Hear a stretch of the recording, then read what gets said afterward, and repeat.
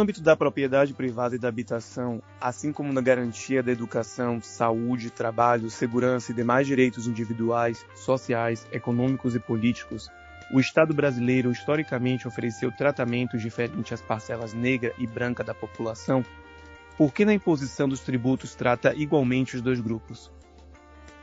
Não é possível admitir que um grupo social que foi sequestrado e explorado e é continuamente desumanizado, explorado e perseguido entregue ao Estado parte significativa dos poucos recursos que com muito esforço consegue obter, para que esse mesmo Estado pague juros da dívida pública a grupo de pessoas que há séculos se beneficiam do arranjo jurídico e econômico desse país. Uma discussão necessária de Eliane Barbosa da Conceição.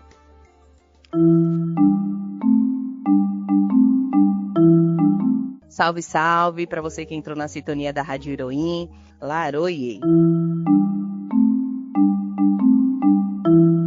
Abrimos os caminhos com a convidada que vai nos ajudar a entender um dos temas mais difíceis da atualidade, que é o orçamento público. Seja bem-vinda, professora Eliane Barbosa da Conceição. Obrigada, Juliana. Obrigada a toda a produção também pelo convite. A gente já começou esse trabalho há algum tempo, né? Fizemos um texto, um ensaio, já está publicado nas páginas do Iroim, também um curso, e agora essa entrevista, essa conversa, é de fato uma conversa, né, Ju? Sobre esse tema que é de super importância para a gente, é uma alegria completa estar aqui, continuando essa primeira parte, né? Que eu espero que venham outras parcerias com o Iroim, mas fechando essa primeira parte da nossa trajetória, né, nesse projeto. Sim, com certeza. Sim, com certeza, professora. E assim, para a gente começar, eu queria te apresentar, né? Eliane é professora na Universidade da Integração Internacional da Lusofonia Afro-Brasileira, a Unilab, e pesquisadora do Centro de Estudo em Administração Pública e Governo da Fundação Getúlio Vargas. Fez doutorado em Administração pela FGV e mestrado em Administração Geral pelo Grupo IBMEC. Eliane Barbosa é autora do livro Tributação Justa, Reparação Histórica, uma discussão necessária.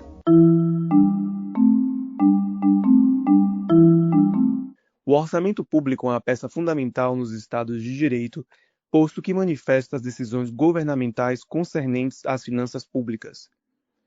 Já foi dito que, estando abaixo da Constituição Federal, constitui-se na mais importante lei do orçamento jurídico, uma vez que influencia a vida da coletividade. Sendo cada vez mais plurais as nações contemporâneas, podemos dizer que, em realidade, o orçamento público não define indistintamente a vida dos nacionais. Mas, ao prever as origens das receitas estatais e a aplicação das suas despesas, acaba por determinar destinos diferentes para os distintos segmentos sociais. Trecho do livro A Disputa pela Política Fiscal, O Orçamento que Queremos, de Eliane Barbosa da Conceição.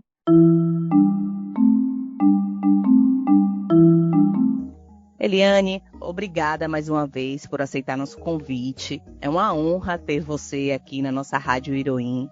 Conta mais pra gente sobre sua história, como foi essa caminhada nesse terreno tão árido do estudo da administração e do orçamento público. Como é que eu cheguei, né, a esse lugar, e as pessoas me chamam de economista ou de advogada, tem lugar que me chamam de advogada, porque eu discuto esse orçamento público, né, e também tributação, eu discuto os dois, eu discuto a política fiscal, mas não apenas.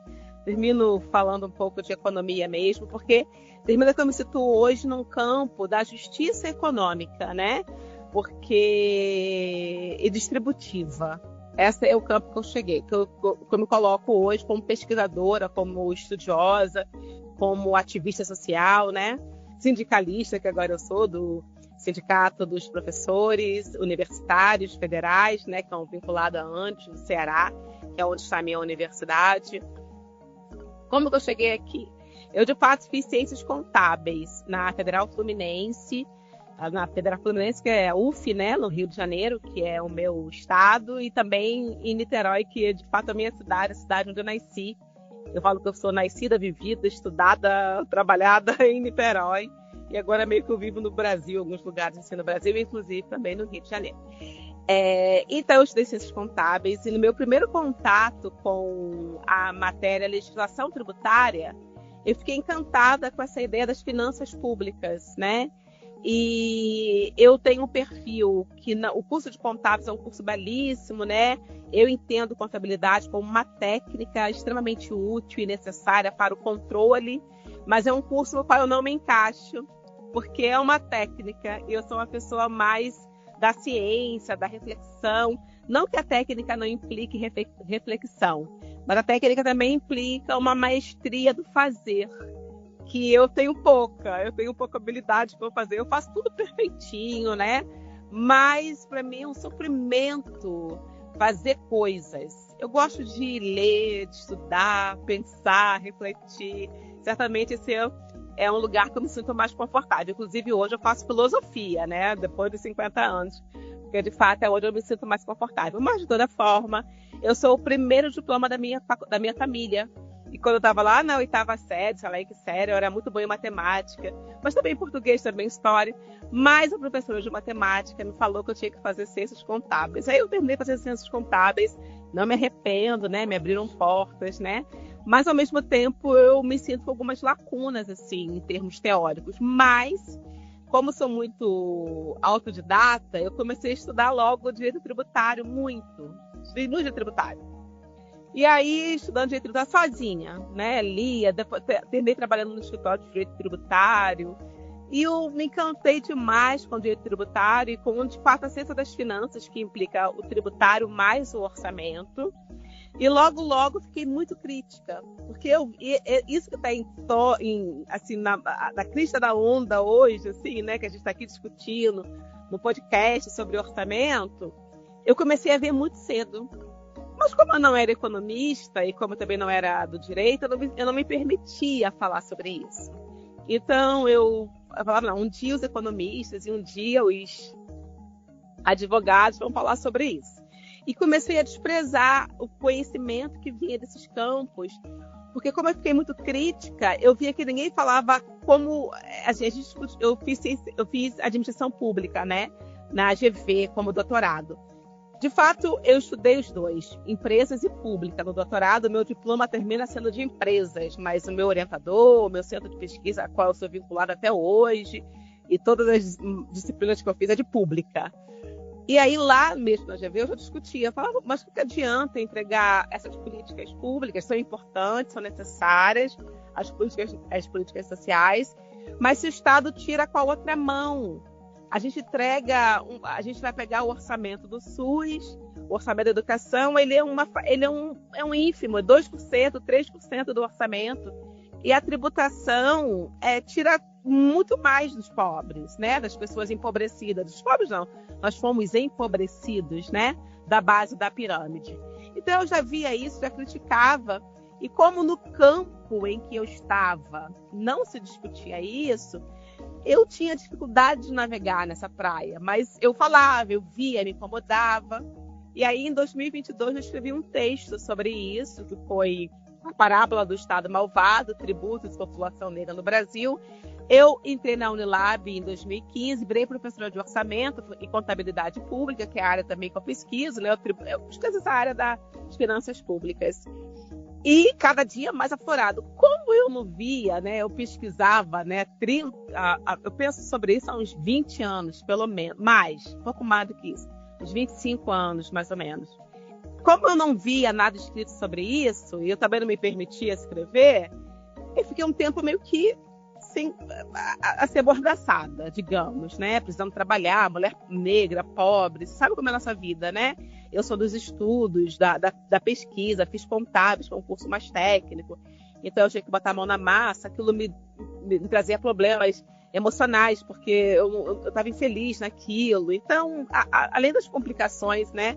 Assim, mais do lado das realizações, do campo da realização pessoal, eu tinha esse medinho, eu não sou economista, eu não sou do direito, né? Aí, em 2022, eu comecei a fazer filosofia. E eu me senti muito mais liberada para falar sobre o que eu quisesse. E aí eu escrevi o texto E a partir daí as portas se abriram, assim, o tema já estava na agenda, estava entrando na agenda, assim, mas hoje eu vejo que tem estudos do direito tributário e mesmo do orçamento que são anteriores ao nosso século, é do final do século passado. Então, e aí eu vejo que no mundo, a partir do final do século passado, esse tema da justiça fiscal, que envolve uma tributação justa e um orçamento dedicado, né, à população, ele tem ganhado a agenda de vários institutos de pesquisa e também dos movimentos sociais. Então, eu acredito, aí durante a entrevista eu vou falar mais por que isso aconteceu, porque que a gente, enquanto ativista social, né, enquanto o centro de pesquisa assim, críticos, resolveu colocar a mão na massa sobre isso. E aí eu vi que eu estava dialogando, porque nos 25 anos que eu penso sobre isso, eu sempre ia para o Google procurar pesquisa sobre isso, aí eu não achava. Eu acho que 5 anos antes de eu escrever o texto, desde 2017, eu não fazia esse exercício eu já tinha feito muito tempo, né? E aí, quando eu vi, eu escrevi um texto que estava dialogando com a função de pessoas. Foi assim a minha trajetória. Talvez eu tenha me alongado um pouco na resposta, né? Não, mas trazer esse seu início, né? E sua caminhada dentro disso é importante até para a gente tratar de um tema que ainda é um tabu, né? Para os movimentos sociais, para muitos grupos, né? E recentemente, inclusive, li um artigo seu na Folha que fala sobre o orçamento, né? E tenho percebido que você tem falado muito de como as questões orçamentárias elas podem ser definitivas, né, na construção de um país menos desigual. E aí eu queria saber por que é tão importante, né, dominarmos essa temática e de que forma o orçamento público ele impacta diretamente a vida da população negra no Brasil. Então, Juliana, o orçamento público, a gente precisa entender o seu conjunto, né? Ele tem um lado da receita pública e o lado da despesa pública. Isso é o orçamento público. Ainda tem a dívida pública que termina sendo por algum momento, né, uma receita, assim, digamos, porque ela é uma receita de capital, uma receita para o governo fazer grandes investimentos. A gente tem visto nossa dívida pública crescer e não temos visto esses investimentos, né? Temos que nos perguntar por que ela cresce tanto. Investimentos assim, infraestrutura, industrialização, né? Porque a industrialização traz emprego de mais qualidade para a população. A gente vê aí o desemprego sendo enfrentado. A gente viu que o Brasil, nesses últimos 3 anos do governo, 2 anos e meio do governo Lula, ele teve um crescimento acima da média dos últimos 5 anos, desde Temer, 2015, né, 2016, dos últimos 10 anos, no caso, vai fazer ano que vem, ele está crescendo. Mas que tipo de crescimento é esse? E que tipo o desemprego está pequeno, está 6%. Então a gente está, né, o governo Lula, embora não esteja entregando tudo que a gente gostaria, dentro da medida do possível e na correlação de forças, ele tem feito algumas entregas importantes para o país. Mas por que então que, apesar dessas entregas, a gente não vê a nossa vida melhorando de vento em polpa? Por que, apesar do crescimento do Brasil, a gente não vê isso no nosso bolso quando a gente vai para o mercado? Falta o dinheiro, né, ultimamente, quando está no mercado. Por que a gente, apesar do crescimento do PIB, a gente não consegue experimentar isso? Porque tem a ver com essa questão do orçamento público. Da onde vem o dinheiro e para onde vai o dinheiro. Se a gente entender que o orçamento, né, nessa lógica liberal, que a gente aqui está falando nela, a gente pode tratar desse tema de um ponto de vista mais crítico também, que eu gosto de tratar dele lá do ponto de vista crítico, vou falar para você dos dois. Na ótica liberal, na democracia burguesa, a gente entende, a gente fala, né, a gente defende a tese, os defensores, né, da democracia burguesa, entende que o Estado ele está aqui para garantir o bem-estar da população. Então, nessa lógica, o Estado ele arrecadaria recursos, tributos, porque de todas as receitas recolhidas, são diversas fontes de receita pública. Então, tem receitas que são próprias do Estado, né? Por exemplo, se o Estado tem uma organização, uma empresa, a Embrapa é uma empresa pública, geralmente ela não dá muito lucro, mas se ela desse lucro, a Embrapa desenvolveu uma tecnologia para agricultura tal, todos os países querem importar essa tecnologia e a Embrapa vai ganhar muito dinheiro com isso. Isso seria uma receita própria do governo, né? Uma fonte industrial, por exemplo. Era a Embrapa desenvolvendo uma solução industrial e aí viria recurso a partir daí. É uma fonte de receita pública. Isso não acontece com a Embrapa ainda, mas pode acontecer. A gente tem a EBC, que é a Empresa Brasileira de Comunicação, que também ela é dependente do Estado, ela não tem uma receita grande, mas sei lá, ela pode desenvolver uma obra de arte tal, que um dia ela possa também criar muito dinheiro, seria uma receita do Estado, né? Uma receita pública, uma fonte de receita. Então a gente tem diversas fontes de receita industrial, da agricultura, serviços, tributária. E a tributária é a principal dela, porque a tributária é uma fonte de receita que a gente chama de derivada. Ela não é uma receita própria do Estado, ela não é originária do Estado, como eu te falei, da Embrapa, desenvolvendo uma tecnologia. É o Estado trabalhando, que é uma empresa estatal, né? E desenvolvendo uma tecnologia de ponta, não. O tributo ele vem do bolso do contribuinte, vem de terceiro, ela deriva do bolso do contribuinte para os cofres públicos. Geralmente, a receita tributária ela é 70% das receitas do Brasil, ou até um pouco mais, tá? E não só no Brasil, como no mundo. Ela é a mais alta, é a espécie de receita que mais contribui para fazer crescer os cofres públicos. Então, da onde vem essa receita hoje no Brasil? Essa receita do Brasil hoje vem majoritariamente, proporcionalmente mais da base da pirâmide do que, de fato, do topo da pirâmide. E a justiça fiscal dessa sociedade, dessa democracia burguesa, exigiria que essa receita viesse dos cofres do topo da população. A gente tem diversos princípios constitucionais que informam que a receita tem que ser universal, geral, ou seja, todos os aumentos patrimoniais tem que pagar imposto de renda, por exemplo, tem que ser progressiva, proporcionalmente mais de quem tem mais. E esses princípios têm sido negligenciados. Por exemplo, desde 95, os empresários não pagam tributo sobre lucros e dividendos. A gente teve até recentemente algumas operações financeiras isentas de tributo, né? Enquanto que, de fato, eles tinham que pagar. Então, nesse campo da receita, o problema está aí. Enquanto que a população da base da pirâmide, os empobrecidos, tem pagado proporcionalmente mais. Vou dar só um exemplo nesse campo da receita, Ju. Em 64, em 1964, quem pagava imposto de renda no Brasil? Era quem recebia 24 salários mínimos. A partir daí que pagava imposto de renda. E na época, a gente tinha 14 salários mínimos no país. Era assim, cada região, dependendo do estágio de desenvolvimento, né, era um salário mínimo. Então, eram 14. Então, o Guanabara, que era o estado do Rio de Janeiro, que tinha a capital Guanabara, né? A capital era o Rio e o estado da Guanabara, São Paulo e Brasília, era o maior salário mínimo do país, eram esses.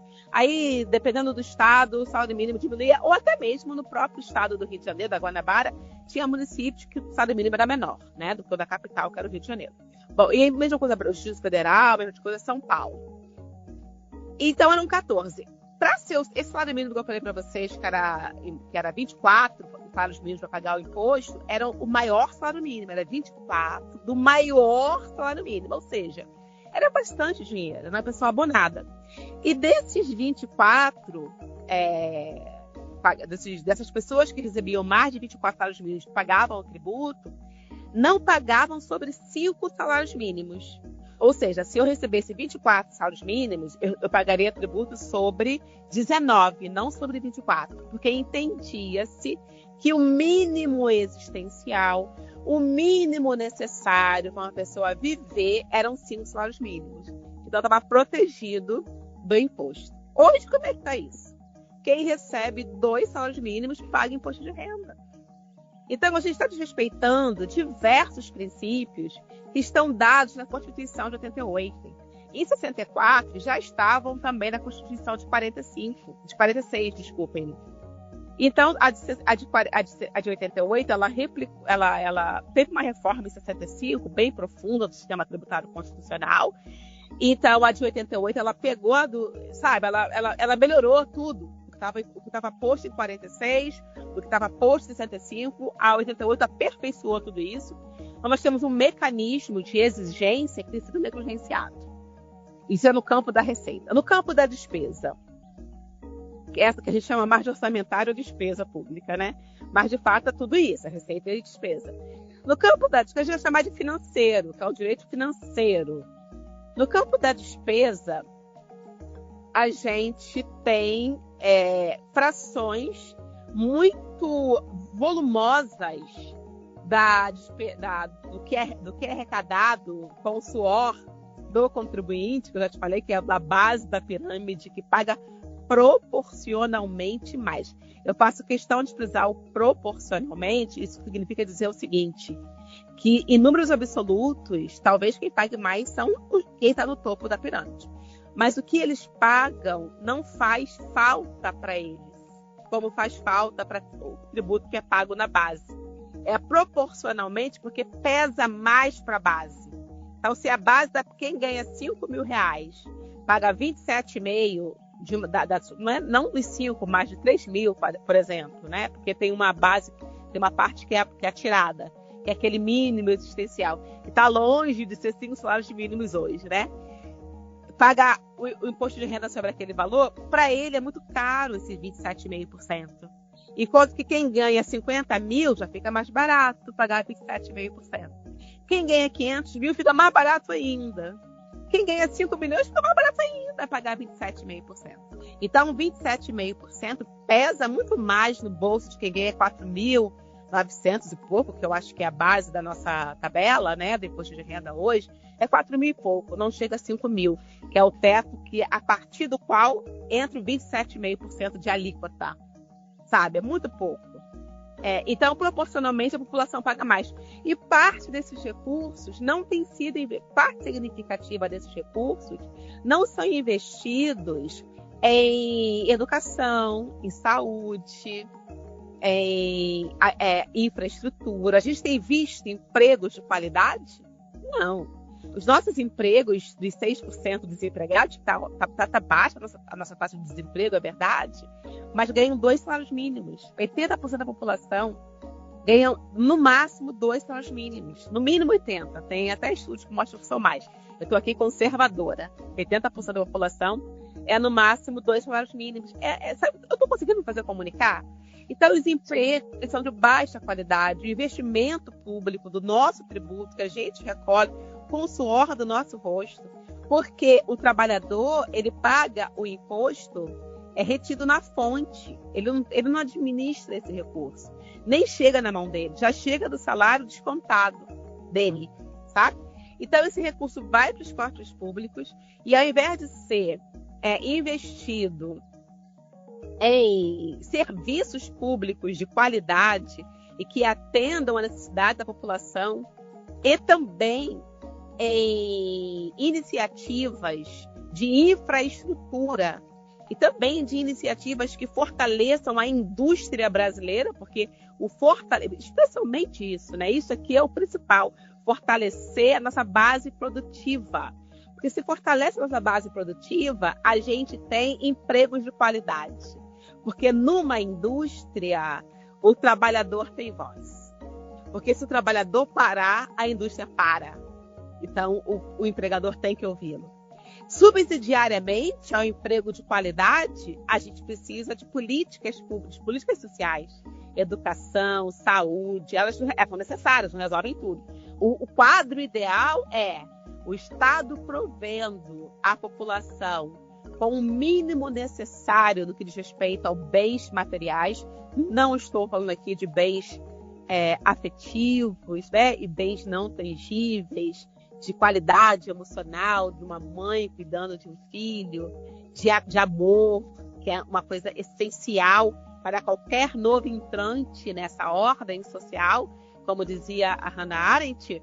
Não estou falando disso, eu estou falando da base material apenas, se o Estado provesse a base material, teriam mais mães podendo dar afeto a seus filhos. Se o Estado provesse educação de qualidade, se o Estado provesse serviços, trabalho de qualidade, postos dignos de trabalho, a gente teria família. Se o Estado provesse educação, saúde, a gente teria mais gente com licença de espera, pelo menos, né? Ou pelo menos mais portas de entrada para isso.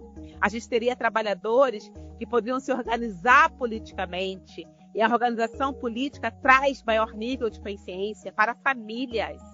Então, a gente teria um cenário muito diferente.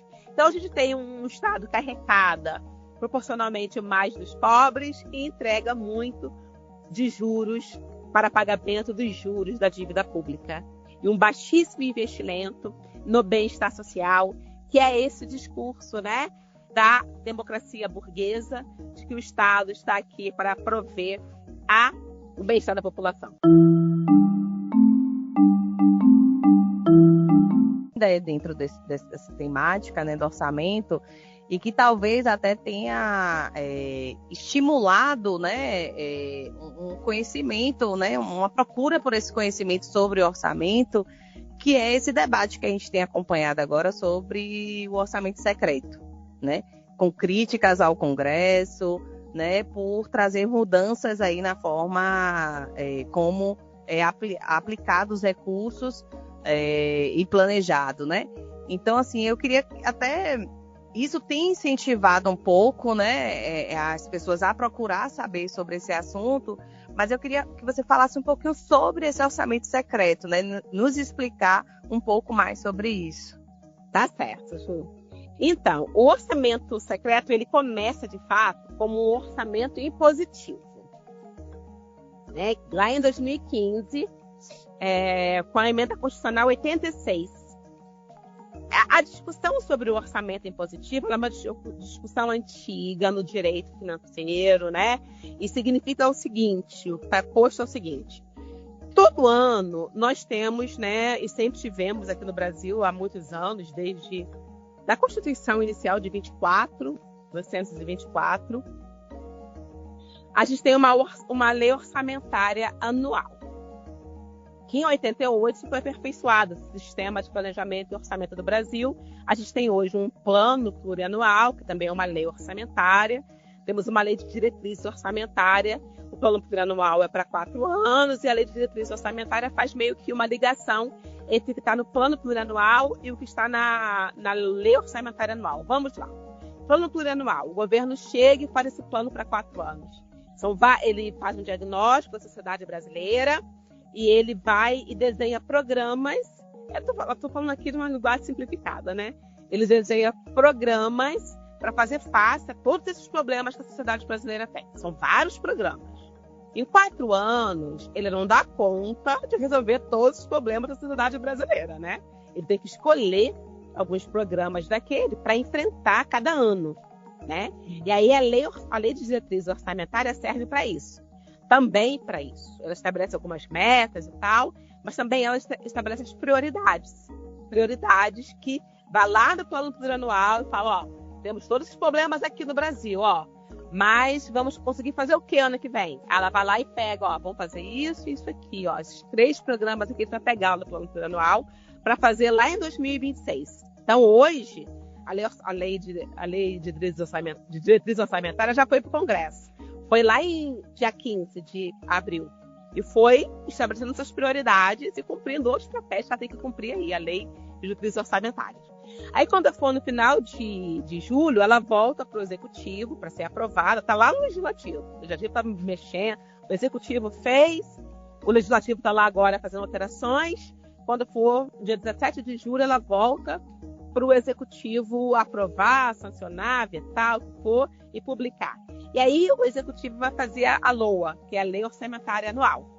E aí vai ser o desenho, né, do que vai ser feito ano que vem. A Lei Orçamentária Anual de 2026. Vai ser feita esse ano, né? Tem que fazer um ano antes. Vai lá na Lei de Diretriz Orçamentária, pegar os programas que ela selecionou, atender tudo que a lei fala, a Lei de Diretrizes, e faz a LOA de 2026. Quando for em dezembro deste ano, a LOA de 2026 tem que estar votada. questão da impositividade é a seguinte: o que está na LOA, ela é uma obrigação do governo fazer ou é uma autorização do governo para fazer? Essa é a questão da impositividade. A gente no Brasil entende tradicionalmente que o que está na LOA é uma autorização, não é uma obrigação. A gente entende a LOA como uma lei em sentido formal apenas, mas não em sentido material, porque a LOA não obrigaria, não criaria direito subjetivo. O que significa isso?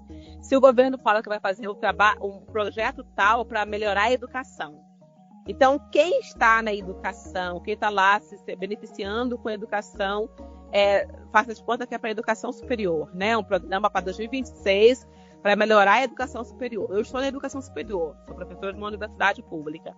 Quando eu vir a LOA de 2026, aquela verba destinada à melhoria do ensino superior, a minha Unilab, né? Eu sou da Unilab. Quando a Unilab, é a minha universidade que eu dou aula, né? Quando a Unilab vê aquilo, ela vai poder falar: ai, que bom, estamos contemplados, ano que vem está garantido isso, e a gente vai ter esse recurso, e vai ser ótimo para a gente ano que vem. Quando a lei é emitida, ela cria direito subjetivo. Aí, quando chega o ano que vem, o governo não faz o que ele prometeu ali daquela lei, a Unilab pode ingressar em juízo contra o governo? Pode ir ao judiciário e falar: seu juiz, o governo prometeu, está aqui na lei orçamentária, só que ele não cumpriu. E agora eu quero uma penalidade, eu quero que ele cumpra o que está aqui na lei. A Unilab pode fazer isso? A princípio, não.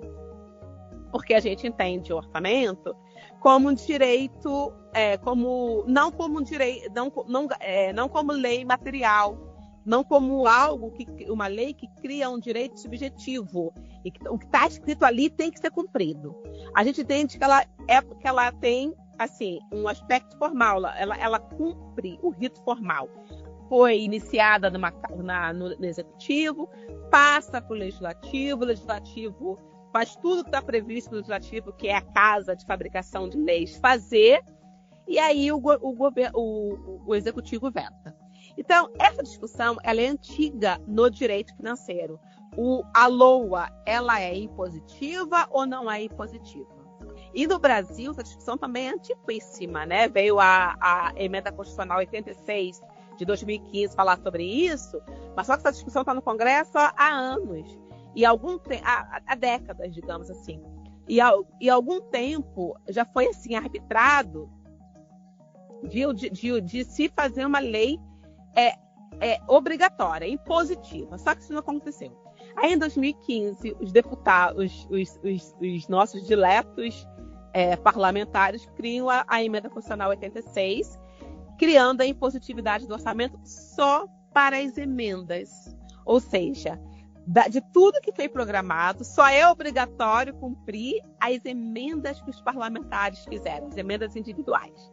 Isso cria um sério problema para o governo, porque no orçamento público brasileiro, há uma série de tudo que entra, 100% do que entra, apenas no orçamento deste ano, de 2025, apenas 8%. Sobre 8%, o governo tem a liberdade de arbitrar, no máximo 8%, é 7 e pouco. Estou aqui sendo super conservadora, né? O resto já é tudo despesa obrigatória. Uma parte vai para o SUS, uma parte vai para a educação, uma parte vai para... Já está tudo comprometido praticamente. São despesas obrigatórias. Então, sobre essa pequena parcela que sobra para o governo fazer a política dele, parte vai para os parlamentares fazerem. Esse é o problema. Então, a gente elegeu a quem para governar o Brasil? Os parlamentares ou o governo? A gente elegeu o Executivo. A gente elegeu, inclusive, na última eleição, o atual presidente, que é o presidente Lula. A gente elegeu o parlamento para fazer lei, e não para governar o Brasil com seus programas escusos, porque geralmente essas emendas terminam virando barganha no seu território. Então, nunca teve tanta reeleição de parlamentares no Brasil, porque o dinheiro da emenda é muito grande, eles repassam, tem muitos escândalos, inclusive, né? Eles repassam para os redutos deles, para os prefeitos que eles dão preferência, não vai direto para o programa que eles falam que vai, uma parte pequena vai para lá, há um desvio, há muita corrupção envolvida nisso. Bom, Então, essa foi a primeira emenda de 86. Rapidamente, depois de 85, né? A emenda 86 de 2015, Eliane. Estou aqui com pressa para responder rápido, desculpa. Depois dela vieram outras emendas. E aí sim, que veio uma que é o orçamento secreto, que era um orçamento em que os relatores, a LOA, quando ela é votada, ela exige que muitas pessoas trabalhem nela, muitos parlamentares. Tem uma comissão lá, que é uma comissão de orçamento. Comissão de orçamento, vou botar aqui a comissão de orçamento. Ela trabalha, a LOA é imensa, ela tem não sei quantas mil páginas, ela é imensa, a LOA, né? Então, a comissão se divide em vários setores. Um comitê vai avaliar a despesa para a educação, outro da saúde, outro da infraestrutura. Para cada ministério, mais ou menos, tem uns 16 comitês trabalhando ali. Então, cada relator desses comitês, eles vão fazer o quê? Vão pegar o projeto do executivo, vão avaliar e vão alterar. Cada comitê vai alterar, vai receber alteração dos seus colegas parlamentares, né? E vai admitir ou não aquelas emendas. E vai sair dali um outro projeto, um pouco diferente do que veio do executivo. Os relatores de cada um desses comitês, eles têm o dever de reunir tudo aquilo, organizar do comitê dele, do Comitê da Saúde. Vai pegar todas as emendas dos seus colegas e vai organizar a proposta que o governo fez, mais as emendas dos seus colegas, vai organizar na cara que vai ter o orçamento da saúde do ano seguinte. Esse relator, a princípio, não pode fazer nada a não ser fazer isso. Só pode corrigir se tiver assim, erro de escrita, redação, pequenos errinhos. Aí teve uma emenda constitucional número 105 de 2019 que deu ao relator de cada comissão, o poder de criar uma emenda. E aí ele cria emenda, esse é o orçamento secreto. Aí ele cria emenda e ninguém sabe quem encomendou aquela emenda, ninguém sabe, porque esses individuais, todo mundo sabe quem foi o parlamentar que fez a emenda. No relator, não. Encomenda uma emenda para ele não dá o nome da pessoa, e ele cria a emenda, e é uma complicação, e aí corrupção corre solto. E para finalizar, a gente tem a emenda PIX, que é o outro instituto, que assim, parte do recurso vai para o território quase por meio de um PIX. Não tem nenhum programa, não vai para um programa específico de trabalho. Vai para lá, só cai na conta do município, e o município passa a com aquele dinheiro. Ninguém sabe não dá para rastrear para onde foi, ninguém sabe. Esse é um imbróglio. Nós estamos aí e vocês já entenderam que é muito complicado. Porque a gente não elegeu os parlamentares para governar o país, a gente elegeu o presidente da República. É isso. Sim. A gente consegue perceber que são várias manobras, né? Exatamente. Várias manobras. E aí eu queria saber, né, qual o caminho, então, que a gente teria para resolver esse impasse? Olha, Ju, a gente só tem um caminho. É a gente na rua. A gente precisa se apropriar dessa informação, porque esse Estado burguês, ele atende aos interesses da classe dominante, inclusive o nosso legislativo, o nosso judiciário, eles vêm da classe dominante. Você tem dinheiro para ficar 10 anos estudando para fazer um concurso para juiz, Ju? Mesmo se você tivesse feito direito? Você foi formada com seus pais dando livro desde criancinha para você estudar, para estudar direito? Eu não fui. Eu fui faxineira. Eu fui criada por faxineiros, né?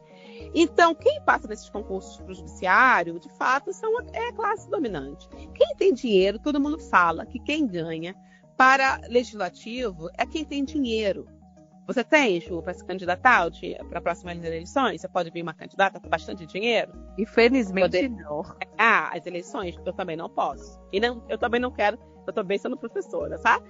Mas, fato é que tem muitos de nós que poderiam vir, deveriam vir, e não virão, porque não tem recursos. Então, quem está lá nessas casas são, de fato, a nossa classe dominante. A gente pode reverter isso por meio da nossa participação, por meio do controle social, por meio da nossa ativa participação. O modelo adotado pelo Brasil no que diz respeito à administração financeira da atividade financeira do Estado, né, que tem a ver com tributos e tem a ver com despesas públicas, não favorece a participação social. Por quê? A gente trabalha cada dia mais, cada vez menos. Então a gente gasta quase a nossa vida toda para ganhar dinheiro, para comer. só para comer, para não morrer de fome. Então, numa situação dessa, é difícil demais uma participação política. Então, a gente também tem outro problema, a gente está despolitizando, porque depois da democratização em 2000, não só apenas isso, mas assim, também é um fator, a gente meio deu uma desmobilizada, conseguimos vencer, a democracia chegou e a gente meio que aposentou as chuteiras. Temos que pegar o meião e a chuteira de volta. Temos que dar nó em pingo d'água e ir para as ruas. Eu acho que a solução é essa. É fazer o que o Irohi está fazendo, é disponibilizar curso, é disponibilizar palestra, é a gente se apropriar de uma informação que eles nos negaram. E que no início da nossa entrevista eu te falei que por sorte minha e nossa, né, eu comecei a estudar isso sozinha, porque ninguém me deu isso para estudar. No meu curso de contábeis, eu dou hoje aula de orçamento público e contabilidade pública, ninguém me ensinou isso. Eu tive que estudar sozinha. Tributo, ninguém me ensinou isso. Eu tive que estudar sozinha, porque eu sou pobre. Agora, os ricos, a classe dominante ganhou isso de bandeja e fazem com isso o que querem. A gente precisa se apropriar e fazer com isso que a gente quer. Ir para a rua e fazer pressão.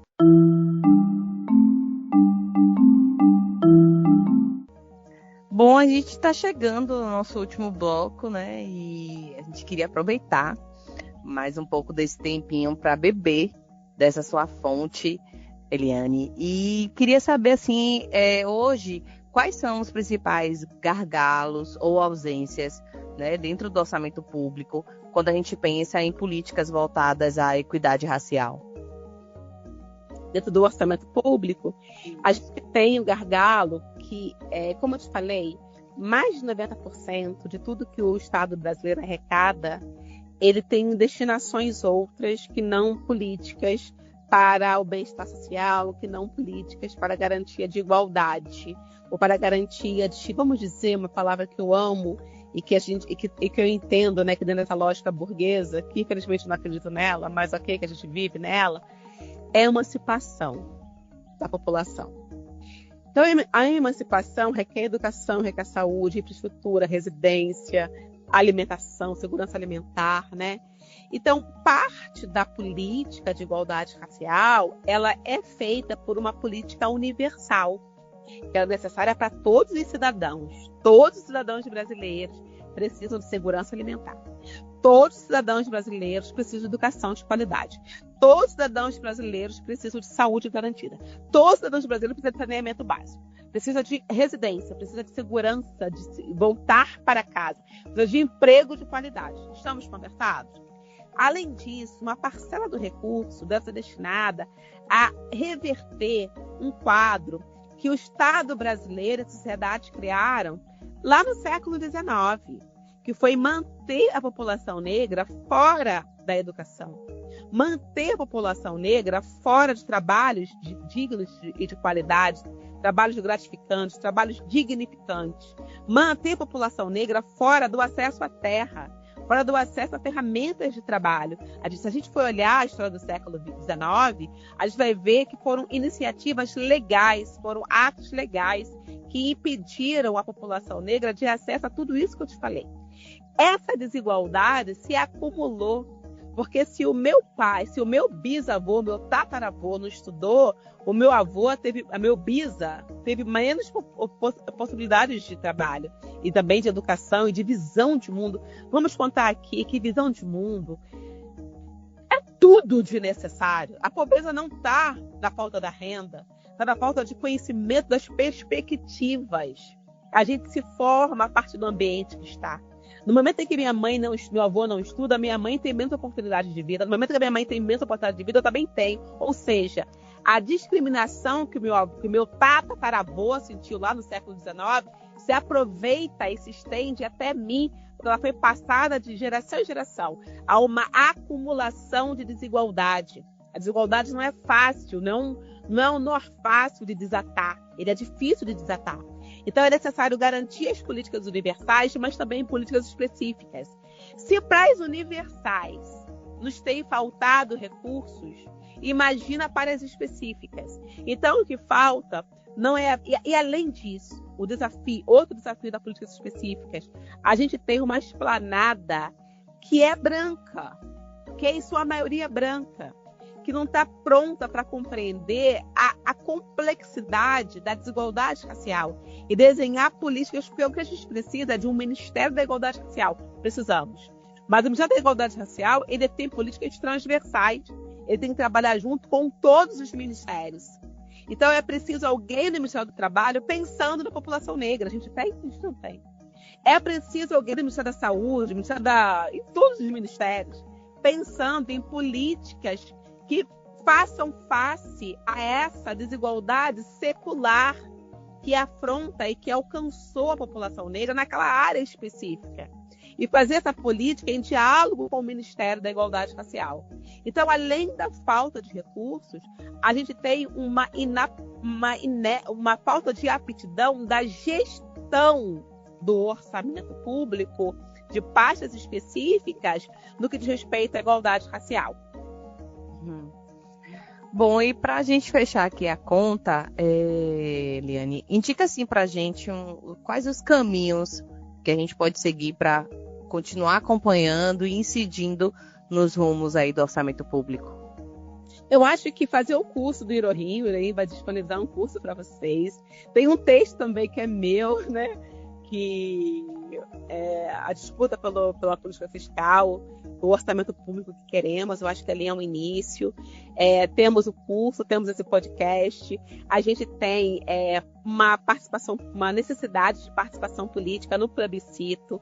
Vários coletivos têm feito reuniões para treinamento de pessoas, né?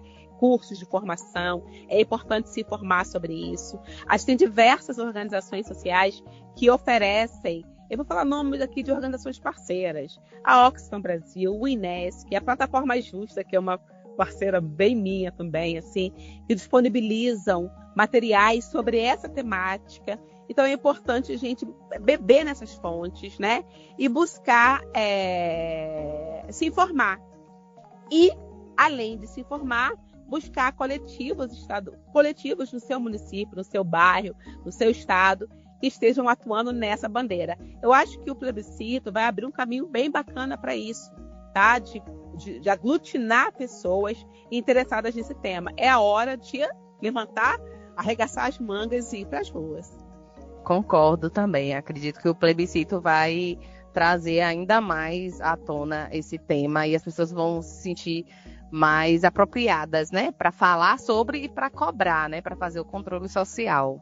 Sim. Bom, professora Eliane Barbosa, quero te agradecer imensamente por essa partilha, por, né, compartilhar todo esse conhecimento, né, que é tão rico e que é um tema tão fundamental para a população negra. Agradecer também a quem ficou aqui com a gente até agora, né, convidar você para continuar conectado nas ondas do Iroim, da Rádio Iroim. As informações aí sobre o curso que a professora Eliane citou, você pode conferir no site do Iroim e também no perfil do Instagram. E agradecer muito por essa troca, professora Eliane. Muito obrigada. Obrigada, Juliana. Obrigada a vocês. Obrigada, Iroim, né, pela sua oportunidade maravilhosa. Muito importante compartilhar esse conhecimento, né? E, de fato, aprender. Porque a gente vai aprendendo juntos. As perguntas me instigaram, né? Me faz olhar de outra forma o que já é antigo para mim. E sentir-me útil também nessa bandeira é muito importante. Eu devo dizer, Ju, que a nossa fronteira de luta hoje é nesse campo da economia política, por razões assim, do final do século passado, e que uma outra oportunidade também eu conto para vocês, tá bom? Obrigada.